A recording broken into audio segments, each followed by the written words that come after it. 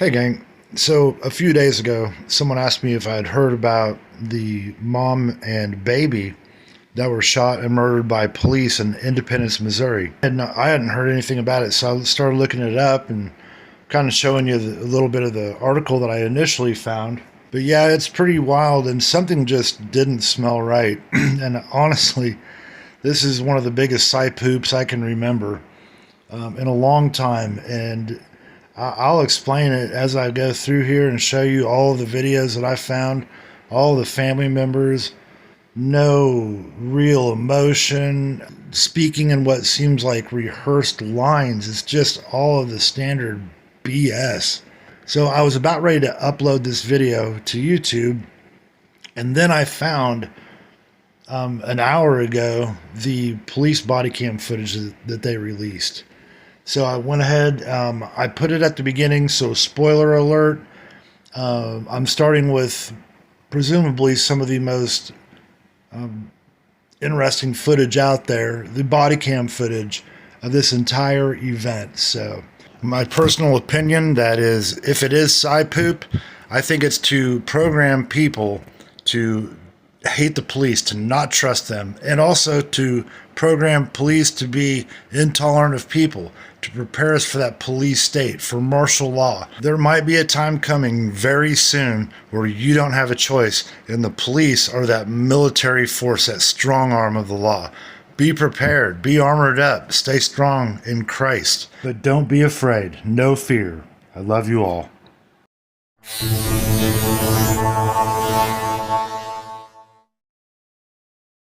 Police released portions of the body camera video on the day a mother and baby were killed by police. And we do need to warn you, much of this video is very disturbing. KMBC 9's Chris Ketz is here now to explain. Yeah, it sure is. Independence Police have just released part of the video, and we should tell you that officers were not made available for any follow-up questions from our reporters. And one more time, this video is tough to watch. Are you involved in this? It was Thursday, November 7th, 1:54 in the afternoon. Independence Police say 2 officers responded to the Oval Springs Apartments on a domestic violence call. I called my son and asked him if it's okay for me to come up here to see my granddaughter. After speaking with the baby's grandmother, police determined a domestic assault had occurred. Officers knocked on the front door of the apartment with the Oval Springs apartment manager, who led officers inside. So can we come and talk about what's going on? Police say an officer found the mother holding an infant in a bedroom closet. What's your name? Can you come out here, please? Officers spoke to her for more than 11 minutes while she was holding the child. Are you okay? Are you hurt? Police say officers tried multiple times to convince her to let the baby go. Can we put the baby down, come in here and talk and figure out what's going on? They say she walked past the officers and sat on a bed next to a nightstand which concealed a large knife. Officers asked her to stay where she was. Go. Whoa! She took out the large kitchen knife and charged at the officers while holding the child. And that's when an officer opened fire, hitting and killing the mother and the baby. A grandmother describes the moments leading up to her infant granddaughter's death at an Independence apartment complex. A mother and her baby, named Destiny, less than 3 months old, died. And now that grandmother tells KMBC 9's Andy Alcock that she was the one who called 911 before police fired shots. I cry every night. I know I don't have to point this out for most of you, but you've got to ask yourself, do any of these family members, grandparents, twin sister, father, mother, do any of them have genuine emotion? Sure doesn't seem like it, and no tears that I see. I cry every night when I'm trying to go to sleep. A distraught Talisa Combs, with her husband Brian by her side, told us what happened Thursday afternoon. Talisa tells us at the request of Child Protective Services, she went to check on her infant granddaughter. She said the baby's mother assaulted her. She hit me in my forehead. I got a big old bruise right there. Talisa called 911, told police she wanted to press charges, and then was taken by ambulance to the hospital. Assistant Property Manager Gavin Delaney helped police get inside the apartment as Destiny's father pleaded with Maria to give him the baby. When it didn't happen, Delaney said officers told everyone to go outside. A short time later, as he said a mental health professional was arriving to help, he heard gunshots. Nobody knew what was going on, and then there was 20 cops that showed up on scene. And right before that, the officer came running outside with the baby in his hand. I was really concerned about the children because it was at a time of day where kids were getting off the buses. This is the first time I ever lost a grandchild. I'm not trying to be mean here, but doesn't that sound like an awfully strange way to put it? This is the first time I ever lost a grandchild. It's just odd. And one other thing I'd like to point out that I've mentioned before is, doesn't it seem odd that in these situations that they seem to use people that may be lower education? And no offense to anyone out there, it's just my observation. This is the first time I ever lost a grandchild. And it hurts. It hurts like crazy. Andy Alcock, KMBC 9 News. There are free mental health services available at the apartment clubhouse. That's tomorrow from noon to 9 a.m., also from 8 to 5. A candlelight vigil will be held on Friday night at 7. Purple and white balloons will also be released. Oh, and we'll find out later, this is not just a family member. This is the lady's exact twin sister. Isn't that awesome? They fell that baby. They didn't protect her or the mom. Or the mom. Or the mom. Or the mom? You mean or your twin sister, don't you? Or the mom. Isn't that weird? And of course they didn't protect the baby. The family of an Independence baby who died in an apartment where a police officer opened fire have lots of questions tonight. Independence police have not said directly whether the baby was killed by police, but they are saying an officer-involved shooting resulted in the deaths of a woman and child. One officer fired a gun, but beyond that, few details from the police chief. Fox 4's Hannah King is at police headquarters where the chief did address the media today. So, Hannah, what did he say? We were certainly hoping to learn more about what happened and why, but we didn't. The police chief here really addressed the media, saying what happened yesterday was tragic and it is still fresh. He also wanted to take the time today to talk broadly about a rough couple of weeks here in Independence. A death investigation on Chrysler. We had officers that, you mentioned several. We had officers that were shot at yesterday morning. Incidents the chief of police for Independence PD calls on the rise. Where we've presented cases recently for felons in possession. It's no secret. Over the last week and a half, there have been investigations involving shots fired at IPD officers' cars, a child death investigation, a crash leaving an officer with injuries, and now this from Thursday. When we arrived, officers encountered a female who ultimately was armed with a knife. And as a result of that encounter, it resulted in 2 fatalities, one to the armed female and one to a child. Police Chief Adam Dustman called it heartbreaking. My heart goes out to that family that was absolutely torn apart yesterday. Chief Dustman wouldn't speak to specifics on this case or any other, but did say there are officers on leave. And there was one that fired, is on administrative leave. The other officers that initially responded are also on administrative leave at this time. Their response was exactly as they were trained to perform yesterday. I think what you meant to say was exactly the way they had rehearsed it. He also used Friday as an opportunity to focus on an issue he says affects the country. We have juveniles that are armed with guns that end in violence. Here we go. Or accidents. We have people with substance abuse issues, mental health crises. Referring to this.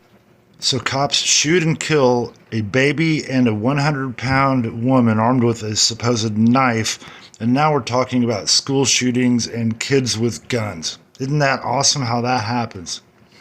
We have juveniles that are armed with guns that end in violence or accidents. We have people with substance abuse issues, mental health crises. Like the cops on your force? Referring to this video about securing firearms. No officer ever comes to work, whether it be from their first day to their last, expecting or wanting to take a life. Do you all believe that no cop out there goes to work with the hopes that they will be able to draw their service weapon and shoot somebody? I think that's a lie, and you couldn't possibly know that. It's a ridiculous statement. Mr. Talking with your eyes closed all the time. Body language. And as you likely took away from that story, very minimal details have been revealed about this case, including anything that would identify the victims or that officer, or really how the two victims died. We still don't know what caused their deaths. I don't know, a bullet hole to the head maybe.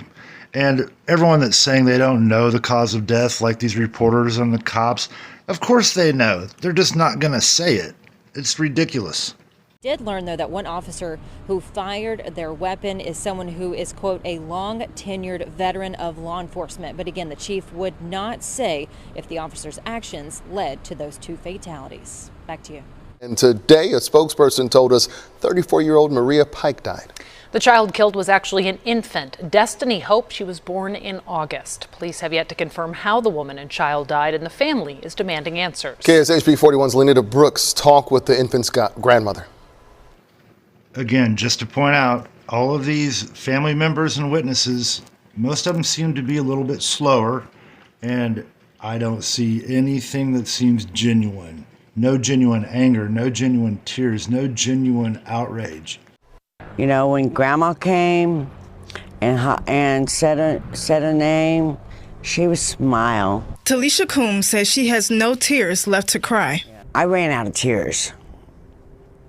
I cry. I cry even at night, missing my granddaughter. Her granddaughter Destiny and Destiny's mom Maria were killed in an officer-involved shooting in Independence Thursday.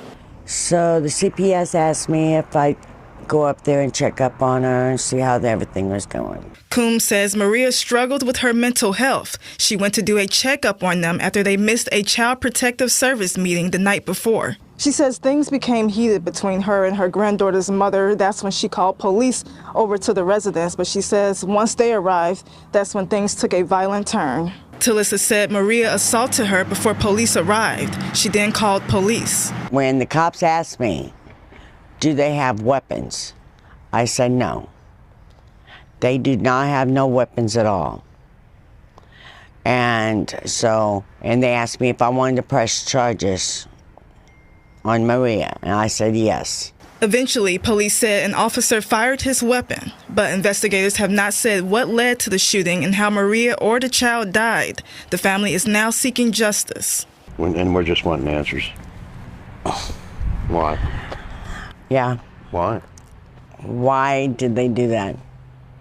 That's all I'm asking. What provoked you into shooting? And this is the husband and grandfather of the baby, and just it's really odd how his head's down the whole time. He looks up maybe one time vaguely, but his body language is just not right. It's not normal.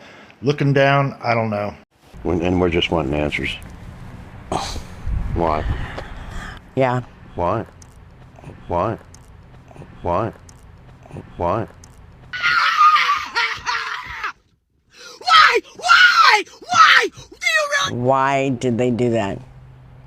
That's all I'm asking. What provoked you into shooting?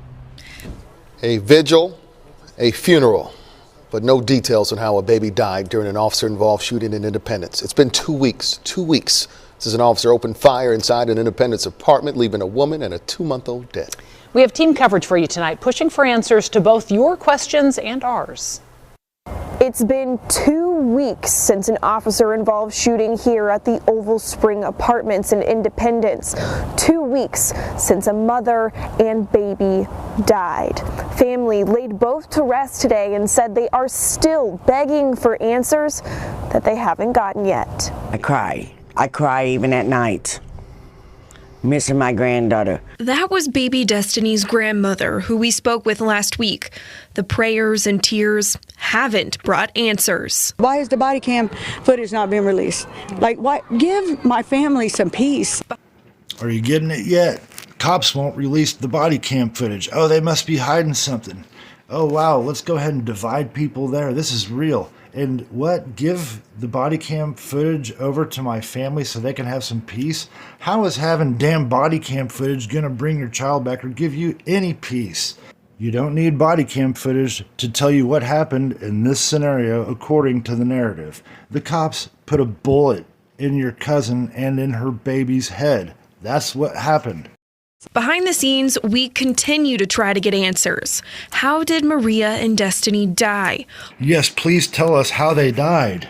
We started asking this question the day of their death. Police said Maria had a knife. I asked if the baby was injured when officers arrived. This was Police Chief Adam Dustman's response the day after the incident. I don't know about injuries. Nothing that I'm aware of. Because this is a police-involved shooting, the Eastern Jackson County Police-Involved Incident Team is investigating. Blue Springs PD is leading this case. I spoke with a former KCPD homicide sergeant about why we still know so little. He said some choose to let the prosecutors do the talking. One of the things you have to realize in an officer-involved shooting is that almost always the case is followed up by civil litigation from survivors or the victims themselves of the police shooting. It's a balancing act. I mean, the public has a right to know. But there are a lot of things that, the public does not have a right to know, things that would endanger the case. While the family continues to mourn. We are so thankful to have so many people here to stand with us. All I'm going to say is twin sister and level of intelligence. We are so thankful to have so many people here to stand with us. The family says if they don't get more information or get to watch police body cam footage, they do plan to protest. In Independence, Abby Dodge, KSHB 41 News. We know from the family that a baby not yet 3 months old died out here, and today we spoke to a resident who tells me that police stormed her apartment in the immediate aftermath. Police stormed her apartment in the immediate aftermath. Okay, so after this horrific event, police shot a woman and put a bullet in a baby's head. That was nothing, right? They just go ahead and let's go storm some more apartments, right? Here we go. Yeah, okay. And wait until you see the neighbor here, Bug. Yeah, interesting character. And did you notice how this guy's head was shaking no? Body language says a lot, y'all. Could be coincidence, but seems to be pretty consistent. Body language doesn't lie. Police stormed her apartment in the immediate aftermath. Bug Arnold could hear the commotion outside her apartment as family tried to get a baby away from a mother who may have been in crisis. But she wasn't ready for anything that happened next.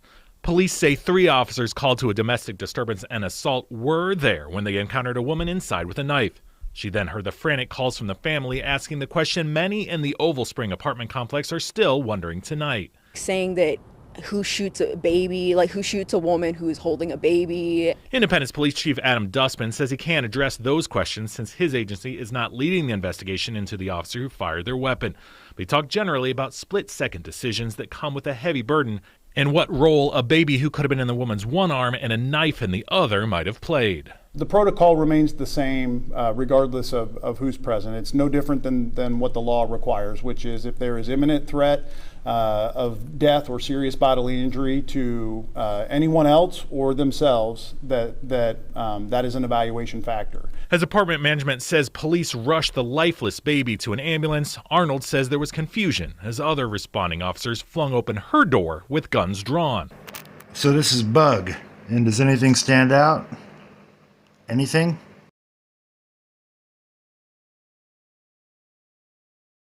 Overall, still very shaken up about it. You don't want people to come in with like big guns holding them towards you. It's like really scary. So I'm glad that I didn't die. But she knows 2 people did. Not one woman whose actions are still being investigated, and an innocent little girl not quite 3 months old. That's just so sad. Just such a sweet little baby. The 3 officers involved, including the one who fired their weapon, are all on administrative leave per normal procedure, while the police-involved investigative team continues their investigation. An emotional evening in Independence as family, friends, and community members gathered to honor an infant who was killed during a police shooting. It's not fair, and then for nobody to be like taking accountability for it, that makes me mad too.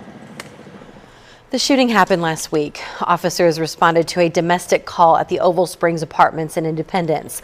Police claim the mother, Maria Pike, had a knife. Investigators have not said what led to that gunfire or even how exactly the mom and baby died.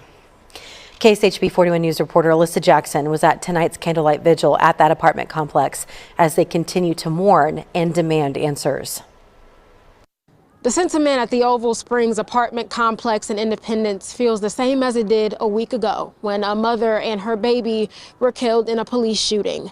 Confusion remains among family and people who live here, but right now they're realizing they need each other. Let's just have a moment of silence. They shined a burning light on a dark situation that's tugging on the hearts of every person who knew baby Destiny and her mother Maria. I feel the support in my heart, and we are so thankful to have so many people here to stand with us today. It was intentional that they made the vigil a space where every child could freely express themselves. The kids sort of just running around like kids do, and I mean, I think the thing there for me that stands out is just that they feel comfortable. You know, they're kids. Thinking of how baby Destiny and her mom may receive all of the love, they released balloons, but in a way released a lot more. It makes me angry, like, why is the body cam footage not being released? Like, why? Give my family some peace, you know what I'm saying? Because everybody is struggling. Independence police are a part of an investigation being led by the Blue Springs Police Department. I think that it's BS.